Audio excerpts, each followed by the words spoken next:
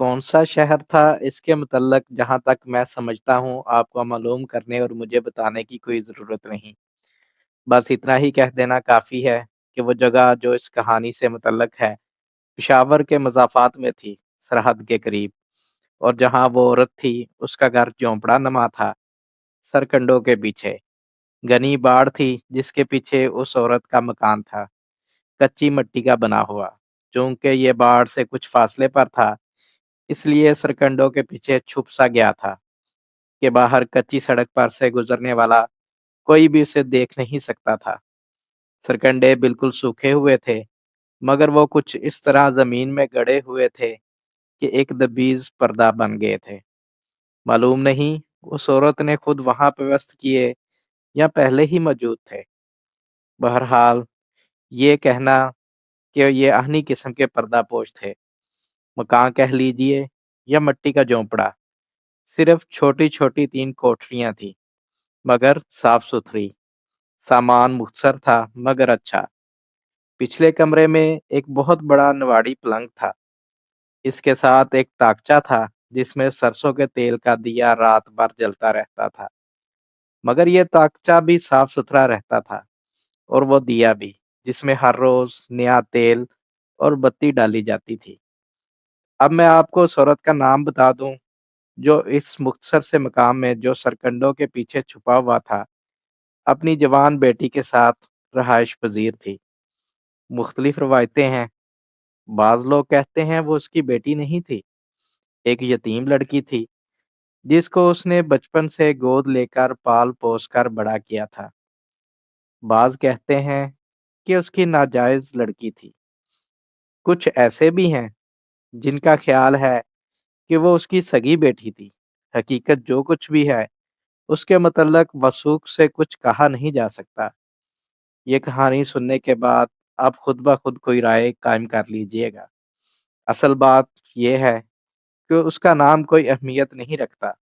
उसका नाम आप कुछ भी समझ लीजिए, सकीना, महताब, गुलशन या कोई और।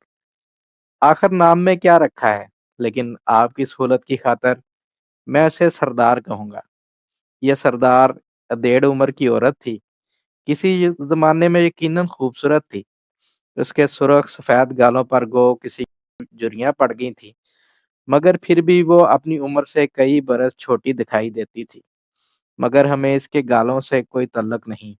इसकी बेटी मालूम नहीं उसकी बेटी थी या नहीं। शबाब का दिलकश नमूना थी। उसके खदोखाल में ऐसी कोई चीज नहीं थी जिससे ये नतीजा अखज किया जा सके कि वो फाहिशा है। लेकिन ये हकीकत है कि उसकी माँ उससे ये पेशा कराती थी और खूब दौलत कमा रही थी। और ये भी हकीकत है कि उस लड़की को, जिसका नाम फिर आपकी सहूलत की खातिर नवाब रखे देता हूँ, कोई इस पेशे से नफरत नहीं थी। असल में उसने आबादी से दूर एक ऐसे मकाम पर परवरिश पाई थी कि उसको सही इज़्वाजी जिंदगी का कुछ पता नहीं था। जब सरदार ने इससे पहला मर्द बिस्तर पर निवाड़ी पलंग पर मुतारफ करवाया, तो गालबन उसने ये समझा कि तमाम लड़कियों की जवानी का आगाज कुछ इसी तरह होता है। चनाचा वो अपनी इस जिंदगी से मानूस हो गई थी, और वो मर्द जो दूर दूर से चलकर उसके पास आते थे, उसके साथ इस बड़े पलंग पर लेटते थे, उसने समझा था यही उसकी जिंदगी का मकसद है। यूं तो वो हर लिहाज से एक फाहिशा औरत थी, इन मानों में जिनमें हमारी शरीफ और मुतहर औरतें ऐसी औरतों को देखती हैं। मगर सच पूछिए तो इस हमर का कतन उसे एहसास न था कि वो गुनाह की जिंदगी बसर कर रही है। वो इसके मतलब गौर भी कैसे कर सकती थी, जबकि उसको उसका मौका ही नहीं मिला था। उसके जिस्म में खलूस था। वो हर मर्द को जो उसके साथ हफ्ते डेढ़ हफ्ते बाद तवील मुसाफत तय करके आता था, अपना आप सुपुर्द कर देती थी। इसलिए कि वो ये समझती थी कि हर औरत का यही काम है, और वो इस मर्द की हर आसाइश, उसके हर आराम का ख्याल रखती। वो इसकी कोई नन्ही सी तकलीफ भी बर्दाश्त नहीं कर सकती थी। उसके शहर के लोगों को तकल्लुफ़ात का इल्म नहीं था। वो ये कतन नहीं जानती थी कि जो मर्द उसके पास आते हैं, सुबह सवेरे अपने दांत ब्रश के साथ साफ करने के आदी हैं। आंखें खोलकर सबसे पहले बिस्तर में चाय की प्याली पीते हैं और फिर रफ़ा हाजत के लिए जाते हैं। मगर उसने आहिस्ता आहिस्ता बड़े अल्हड़ तरीके से इन मर्दों की आदत से कुछ वाकफियत हासिल कर ली थी। पर उसे बड़ी उलझन होती थी कि सब मर्द एक तरह के नहीं होते। कोई सुबह सवेरे उठकर सिगरेट मांगता था, कोई चाय, और बाज ऐसे भी होते जो उठने का नाम ही नहीं लेते थे। कुछ सारी रात जागते रहते और सुबह मोटर में सवार होकर भाग जाते थे। सरदार बेफिक्र थी। उसको अपनी बेटी पर, या जो कुछ भी वो थी, पूरा एतमाद था। वो अपने ग्राहकों को संभाल सकती है, इसलिए वो अफीम की गोली खाकर खाट पर सोई रहती थी। कभी कभार जब उसको जरूरत पड़ती, मिसाल के तौर पर जब किसी गाहक की तबीयत ज्यादा शराब पीने के बायस यकदम खराब होती, तो वो गनूदगी के आलम में उठकर नवाब को हदायत दे कि इसको अचार खिला दे, या कोशिश करे कि वो नमक मिला पानी पिलाकर कैक करा दे और बाद में थपकियां देकर सुला दे। सरदार इस मामले में बड़ी मुहतात थी कि जो ही गाहक आता, वो इससे नवाब की फीस पहले वसूल करके अपने नेफे में महफूज कर लेती थी और अपने मखसूस अंदाज में दुआएं देकर कि तुम आराम से झूले झूले अफीम की एक गोली की डिबिया में से निकालकर मुंह में डालकर सो जाती। जो रुपया आता, उसकी मालक सरदार थी, लेकिन जो तोहफे तोहफाइफ वसूल होते, वो नवाब ही के पास रहते थे। क्योंकि उसके पास आने वाले लोग दौलतमंद होते, इसलिए वो बढ़िया कपड़ा पहनती और किस्म किस्म के फल और मिठाइयाँ खाती थी। वो खुश थी मट्टी से लपे तपे उस मकाम में जो सिर्फ 3 छोटी-छोटी कोठरियों पर मुश्तमिल था। वो अपनी दास्त के मुताबिक बड़ी दिलचस्प और खुशगवार जिंदगी बसर कर रही थी। एक फौजी अफसर ने उसे ग्रामोफोन और बहुत से रिकॉर्ड ला दिए थे। फुर्सत के औकात में वो इनको बजा बजाकर फिल्मी गाने सुनती और इनकी नकल उतारने की कोशिश किया करती थी। उसके गले में कोई रस नहीं था, मगर शायद वो इससे बेखबर थी। सच पूछिए तो उसको किसी बात की खबर भी नहीं थी, और ना ही उसको इस बात की ख्वाहिश थी कि वो किसी चीज से बाखबर हो। जिस रास्ते पर वो डाल दी गई थी, उसको उसने कबूल कर लिया था, बड़ी बेखबरी के आलम में।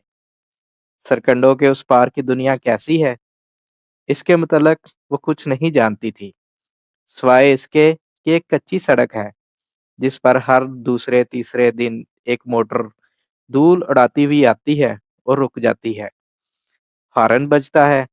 उसकी माँ, या जो कोई भी थी, वो कुटिया से उठती है, सरकंडों के पास जाकर मोटर वाले से कहती है कि मोटर जरा दूर खड़ी करके अंदर आ जाए, और वो अंदर आ जाता है और पलंग पर उसके साथ बैठकर मीठी मीठी बातों में मशगूल हो जाता है। उसके यहाँ आने जाने वालों की तादाद ज्यादा नहीं थी, यही 5-6 होंगे, मगर ये 5-6 मुस्तकिल गाहक थे, और सरदार ने कुछ ऐसा इंतजाम कर रखा था कि इनका बाहम तसादम ना हो। बड़ी होशियार औरत थी। वो हर ग्राहक के लिए खास दिन मुकर्रर कर देती, और ऐसे सलीके से कि किसी को शिकायत का मौका ना मिलता था। इसके अलावा जरूरत के वक्त वो इसका भी इंतजाम करती रहती कि नवाब मां ना बन जाए। जिन हालात में नवाब अपनी जिंदगी गुजार रही थी, उनमें उसका मां बन जाना यकीनी था। मगर सरदार 2-2.5 बरस से बड़ी कामयाबी के साथ इस कुदरती खतरे से निपट रही थी। सरकंडों के पीछे ये सिलसिला 2-2.5 बरस से बड़े हमवार तरीके से चल रहा था। पुलिस वालों को बिल्कुल इल्म नहीं था। बस सिर्फ वही लोग जानते थे जो वहां आते थे, या फिर सरदार और उसकी बेटी नवाब, या जो कोई भी थी वो। सरकंडों के पीछे एक दिन मट्टी के इस मकाम में एक इनकलाब बर्पा हो गया। एक बहुत बड़ी मोटर, जो गालबन डोज थी, वहां आके रुकी। हारन बजा। सरदार बाहर आई तो उसने देखा कोई अजनबी है। उसने इससे कोई बात ना की। अजनबी ने भी उससे कुछ ना कहा। मोटर दूर खड़ी करके वो उतरा और सीधा इनके घर में घुस गया, जैसे बरसों का आने जाने वाला हो। सरदार बहुत छटपटाई, लेकिन दरवाजे की दहलीज पर नवाब ने उस अजनबी का बड़ी प्यारी मुस्कुराहट से खैर मकदम किया और उसे उस कमरे में ले गई जिसमें पलंग था। दोनों इस पर साथ बैठे ही थे कि सरदार आ गई। होशियार औरत थी।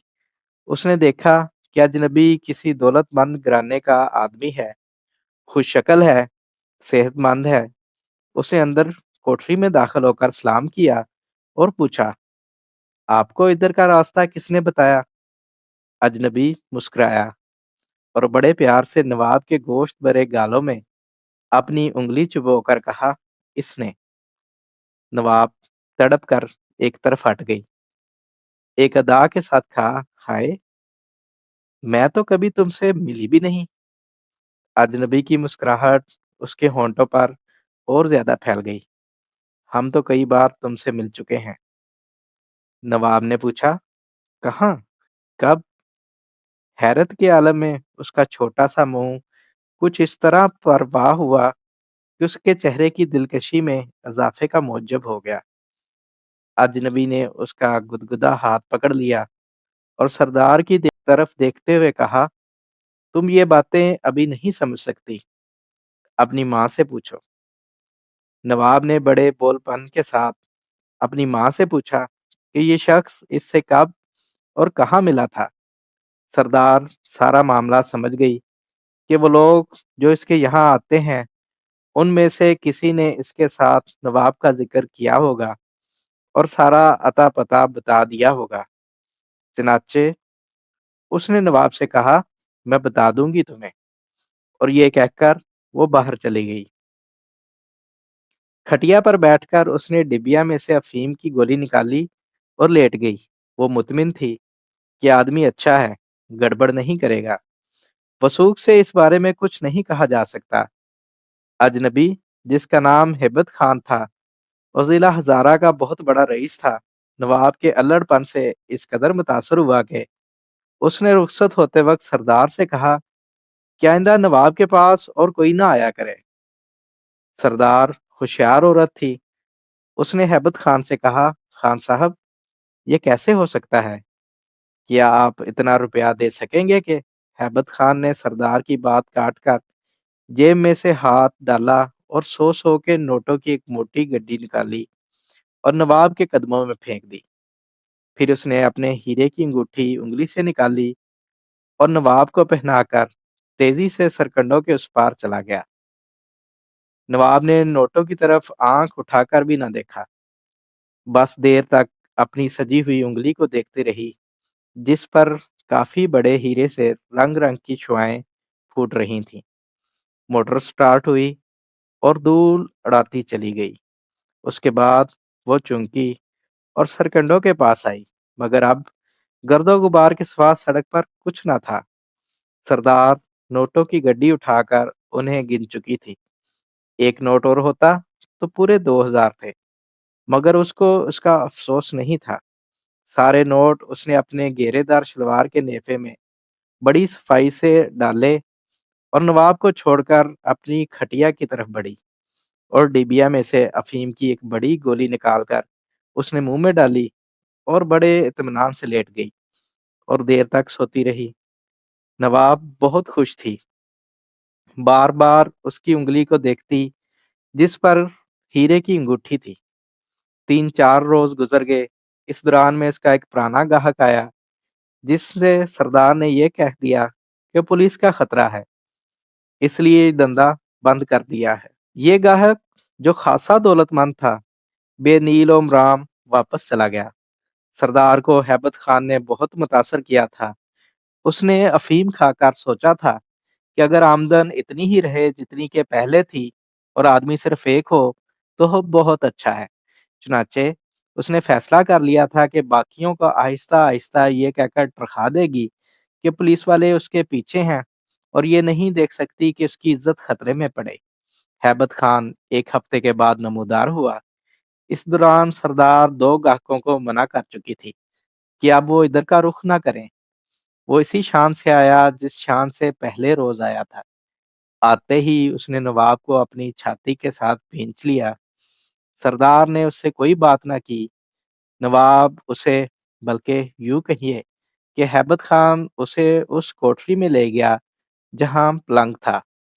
अब के सरदार अंदर ना आई और अपनी खटिया पर अफीम की गोली खाकर ऊँघती रही।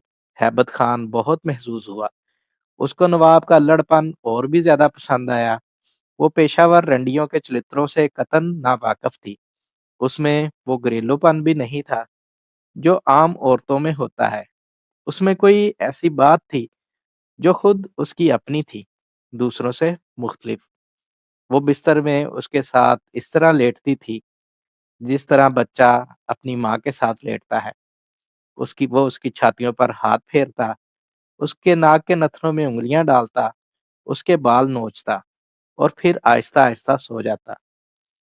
हैबत खान के लिए ये एक नया तजर्बा था। इसके लिए औरत की ये किस्म बिल्कुल निराली, दिलचस्प और फरहत बख्श थी। वो अब हफ्ते में 2 बार आने लगा था। नवाब उसके लिए एक बेपनाह कशिश बन गई थी।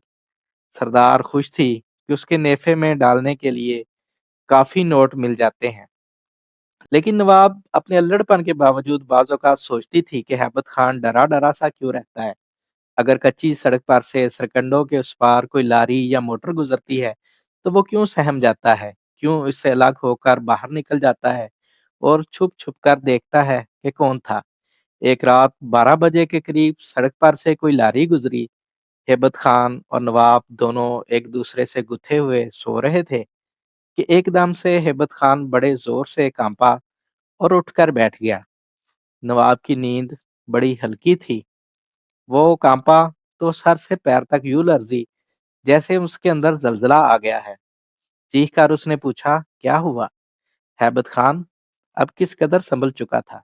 उसने खुद को और ज्यादा संभाल कर उससे कहा, कोई बात नहीं, मैं शायद ख्वाब में डर गया था। लारी की आवाज दूर से रात की खामोशी में अभी तक आ रही थी। नवाब ने उससे कहा, नहीं खान, कोई और बात है। जब भी कोई मोटर या लारी सड़क पर से गुजरती है तुम्हारी यही हालत होती है। हैबत खान की शायद ये दुखती रग थी जिस पर नवाब ने हाथ रख दिया था। उसने अपना मर्दाना वकार कायम रखने के लिए बड़े तेज लहजे में कहा, बकती हो तुम? मोटरों और लारियों से डरने की क्या वजह हो सकती है? नवाब का दिल बहुत नाजुक था। हैबत खान के तेज लहजे से उसको ठेस लगी। उसने बिलक बिलक कर रोना शुरू कर दिया। हैबत खान ने जब उसको चुप कराया तो अपनी जिंदगी की एक लतीफ तरीन खत से आशना हुआ। उसका जिस्म नवाब के जिस्म से और ज्यादा करीब हो गया। हैबत खान अच्छे कद काठ का आदमी था और उसका जिस्म गटा हुआ था, खूबसूरत था। उसकी बाहों में नवाब ने पहली बार बड़ी प्यारी हरारत महसूस की थी। उसको जिस्मानी लज्जत की अलख बे उसने सिखाई थी। वो उससे मोहब्बत करने लगी थी। यूं कहिए कि वो शय जो मोहब्बत होती है उसके मानी अब उस पर आश्कार हो रहे थे। वो अगर हफ्ता गायब रहता तो नवाब ग्रामोफोन पर दर्दीले गीतों के रिकॉर्ड लगाकर खुद उनके साथ गाती और आहें भरती थी। मगर उसको इस बात की बड़ी उलझन थी कि हैबत खान मोटरों की आमदोरफ्त से क्यों घबराता है। महीनों गुजर गए, नवाब की सुपुर्दगी और उसके अल्ताफात में इजाफा होता गया। मगर इधर उसकी उलझन बढ़ती गई कि अब हैबत खान चंद घंटों के लिए आता है और अफरा तफरी के आलम में वापस चला जाता है। नवाब महसूस कर रही थी कि यह सब किसी मजबूरी की वजह से है, वरना हैबत खान का जी चाहता है कि वो ज्यादा देर ठहरे। उसने कई मर्तबा उससे इस बारे में पूछा, मगर वो गोल कर गया। एक दिन सुबह सवेरे उसकी डोज सरकंडों के पार रुकी। नवाब सो रही थी। हारन बजा तो चौंक कर उठी। आंखें मलती मलती बाहर आई। उस वक्त तक हैबत खान मोटर दूर खड़ी करके मकान के पास पहुंच चुका था। नवाब दौड़कर उससे लिपट गई। वो उसे उठाकर अंदर कमरे में ले गया जहां पलंग था।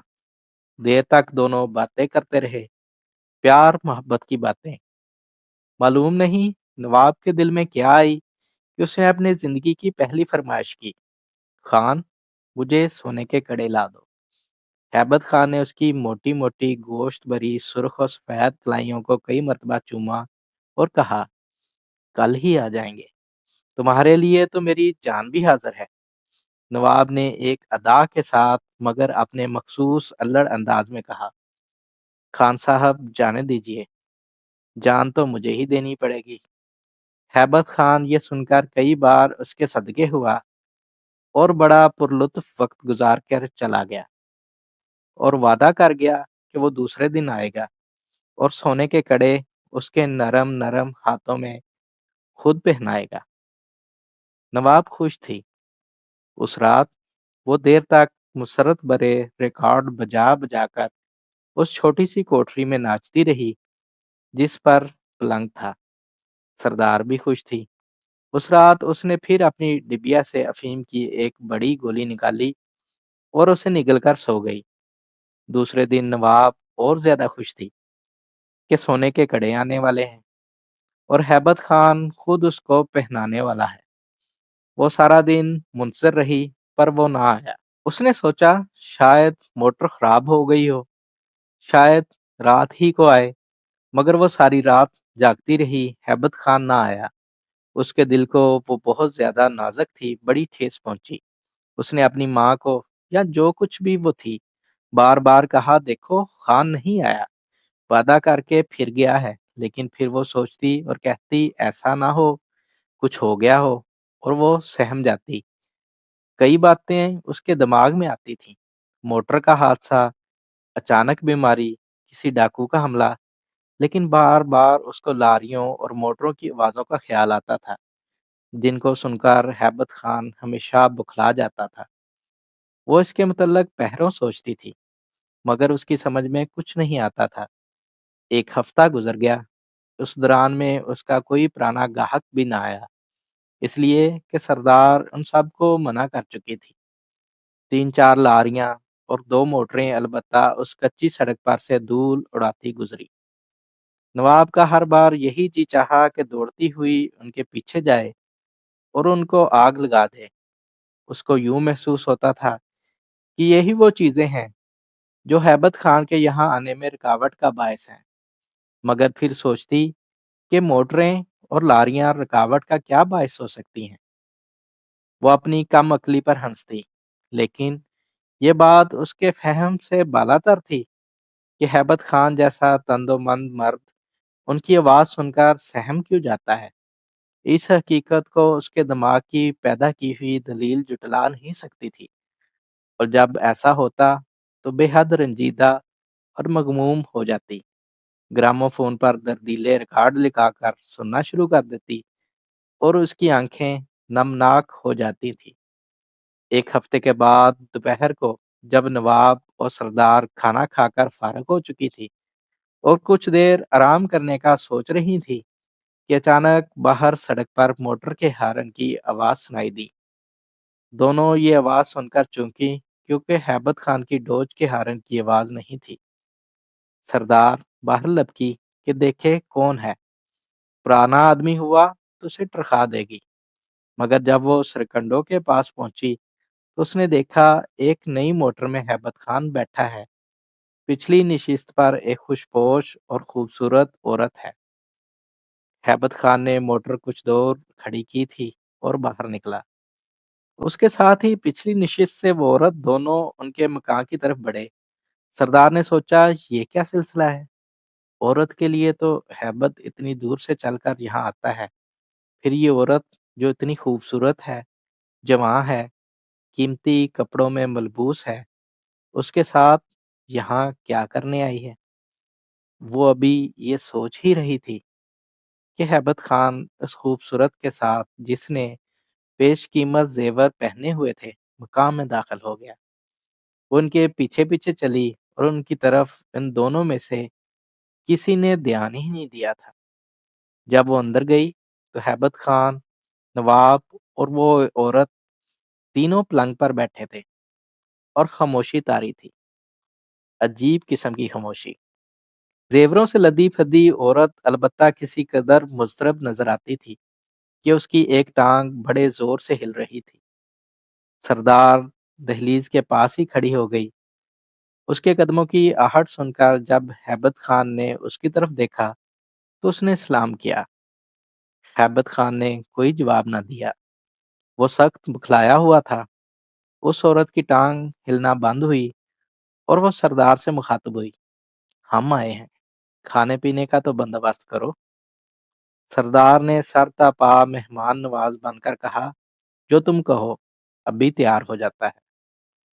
اس عورت نے، جس کے خد و خال سے صاف تھا کہ بڑی دڑلے کی عورت ہے، سردار سے کہا، تو چلو تم باورچی خانے میں، چولہا سلگاؤ، بڑی دیگچی ہے گھر میں؟ ہے، سردار نے اپنا وزنی سر ہلایا، تو جاؤ اس کو دھو کر صاف کرو، میں ابھی آئی۔ وہ عورت پلنگ پر سے اٹھی اور گراما فون کو دیکھنے لگی۔ سردار نے معذرت بھرے لہجے میں اس سے کہا، گوشت وغیرہ تو یہاں نہیں ملے گا۔ اس عورت نے ایک ریکارڈ پر سوئی رکھی، مل جائے گا، تم سے جو کہا ہے وہ کرو اور دیکھو آگ کافی ہو۔ سردار یہ احکام لے کر چلی گئی۔ اب وہ خوش پوش عورت مسکرا کر نواب سے مخاطب ہوئی، نواب، ہم تمہارے لیے سونے کے کڑے لے کر آئے ہیں۔ یہ کہہ کر اس نے اپنا بیگ کھولا اور اس میں سے باریک سرخ کاغذ میں لپٹے ہوئے کڑے نکالے جو کافی وزنی اور خوبصورت تھے۔ نواب اپنے ساتھ بیٹھے ہوئے خاموش ہیبت خاں کو دیکھ رہی تھی۔ اس نے کڑوں کو ایک نظر دیکھا اور اس سے بڑی نرم و نازک مگر سہمی ہوئی آواز میں پوچھا، خان، یہ کون ہے؟ اس کا اشارہ اس عورت کی طرف تھا۔ وہ عورت کڑوں سے کھیلتے ہوئے بولی، میں کون ہوں؟ میں ہیبت خان کی بہن ہوں۔ اور یہ کہہ کر اس نے ہیبت خان کی طرف دیکھا جو اس کے جواب پر سکڑ گیا تھا۔ پھر وہ نواب سے مخاطب ہوئی، میرا نام ہلاکت ہے۔ نواب کچھ نہ سمجھی، مگر وہ اس عورت کی آنکھوں سے خوف کھا رہی تھی جو یقیناً خوبصورت تھیں مگر بڑے خوفناک طور پر کھلی، ان میں سے جیسے آگ برس رہی تھی۔ وہ آگے بڑھی، اس نے سمٹی ہوئی سہمی ہوئی نواب کی کلائیاں پکڑی اور اس میں کڑے ڈالنے لگی، لیکن اس نے اس کی کلائیاں چھوڑ دیں اور ہیبت خان سے مخاطب ہوئی، تم جاؤ ہیبت خان، میں اسے اچھی طرح سجا بنا کر تمہاری خدمت میں پیش کرنا چاہتی ہوں۔ ہیبت خان مبہوت تھا۔ جب وہ نہ اٹھا تو وہ عورت جس نے اپنا نام ہلاکت بتایا تھا ذرا تیزی سے بولی، جاؤ، تم نے سنا نہیں؟ ہیبت خان نواب کی طرف دیکھتا ہوا باہر چلا گیا۔ وہ بہت مضطرب تھا، اس کی سمجھ میں نہیں آتا تھا کہ کہاں جائے اور کیا کرے۔ مکان کے باہر جو برآمدہ تھا اس کے ایک کونے میں ٹاٹ لگا باورچی خانہ تھا۔ جب وہ اس کے پاس پہنچا تو اس نے دیکھا کہ سردار آگ سلگا چکی ہے۔ اس نے اس سے کوئی بات نہ کی اور سرکنڈوں کے اس پار سڑک پر چلا گیا۔ اس کی حالت نیم دیوانوں کی سی تھی، ذرا سی آہٹ پر بھی وہ چونک اٹھتا تھا۔ جب اس کو دور سے کوئی لاری آتی ہوئی دکھائی دی تو اس نے سوچا کہ وہ اسے روک لے اور اس میں بیٹھ کر وہاں سے غائب ہو جائے، مگر جب وہ پاس آئی تو ایسی دھول اڑی کہ وہ اس میں غائب ہو گیا۔ اس نے آوازیں دی مگر گرد کے باعث اس کا حلق اس قابل ہی نہیں تھا کہ بلند آواز نکال سکے۔ گرد و غبار کم ہوا تو ہیبت خان نیم مردہ تھا۔ اس نے چاہا کہ سرکنڈوں کے پیچھے اس مقام میں جائے جہاں اس نے کئی دن اور کئی راتیں نواب کے الہڑ پہلو میں گزاری تھی، مگر وہ نہ جا سکا، اس کے قدم ہی نہیں اٹھتے تھے۔ وہ بہت دیر تک کچی سڑک پر کھڑا سوچتا رہا کہ یہ معاملہ کیا ہے۔ وہ عورت جو اس کے ساتھ آئی تھی، اس کے ساتھ اس کے کافی پرانے تعلقات تھے، صرف اس بنا پر کہ بہت دیر ہوئی وہ اس کے خاوند کی موت کا افسوس کرنے گیا تھا جو اس کا لنگوٹیا تھا، مگر اتفاق سے یہ ماتم ان دونوں کے باہمی تعلق میں تبدیل ہو گئی۔ خاوند کی موت کے دوسرے ہی دن وہ اس کے گھر میں تھا और उस औरत ने उसको ऐसे तहकम अंदाज से हिलाकर अपना आप उसके सुपुर्द किया था, जैसे वो उसका नौकर है। हैबत खान औरत के मामले में बिल्कुल कोरा था। जब शहीना ने उसे अपने अजीबो-गरीब, हुक्म भरे उल्फत का इज़हार किया, तो उसके लिए यही बड़ी बात थी। उसमें कोई शक नहीं कि शहीना के पास बेअंदाज़ा दौलत थी, कुछ अपनी और कुछ अपने मरहूम खामद की। मगर उसे उस दौलत से कोई सरोकार नहीं था। उसको शहीना से सिर्फ़ यही दिलचस्पी थी कि वो उसकी ज़िंदगी की सबसे पहली औरत थी। वो उसके हुक्म के नीचे शायद इसलिए दब के रह गया था कि वो बिल्कुल अनाड़ी था। बहुत देर तक वो कच्ची सड़क पर खड़ा सोचता रहा। आखिर उससे रहा ना गया। सरकंडों के पीछे मकान की तरफ बढ़ा तो उसने बरामदे में टाट लगे बावर्ची खाने में सरदार को कुछ भूनते हुए देखा। अंदर से उस कमरे की तरफ गया जहां पलंग था, तो दरवाजा बंद पाया। उसने हौले से दस्तक दी। चंद लम्हात के बाद दरवाजा खुला। कच्चे फर्श पर उसको सबसे पहले खून ही खून नजर आया। वो कांप उठा। फिर उसने शाहीना को देखा, जो दरवाजे के पट के साथ खड़ी थी। उसने हैबत खान से कहा, मैंने तुम्हारी नवाब को सजा बना दिया है। हैबत खान ने अपने खुशक गले को थूक से किसी कदर तर्क करके इससे पूछा, कहाँ है? शाहीना ने जवाब दिया, कुछ तो उस पलंग पर है, लेकिन उसका बेहतरीन हिस्सा बावर्ची खाने में है। हैबत खान इसका मतलब समझे बगैर हैबत तारी हो गई। वो कुछ कह ना सका, वहीं दहलीज के पास खड़ा रहा।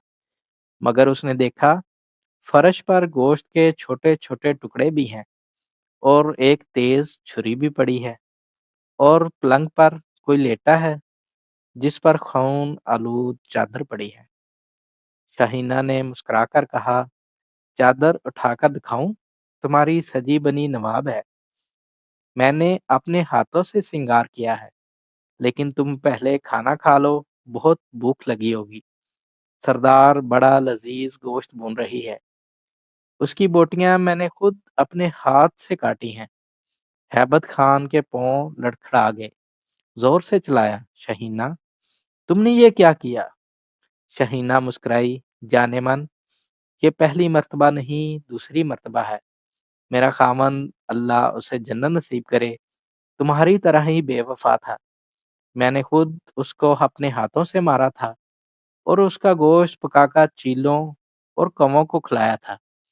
तुमसे मुझे प्यार है, इसलिए मैंने तुम्हारी बजाय उसने फिक्रा मुकम्मल ना किया और पलंग पर से खून आलूद चादर हटा दी। हैबत खान की चीख उसके हलक के अंदर ही दंसी रह गई और वो बेहोश होकर गिर पड़ा। जब उसे होश आया तो उसने देखा, शहीना कार चला रही है और वो गैर इलाके में है।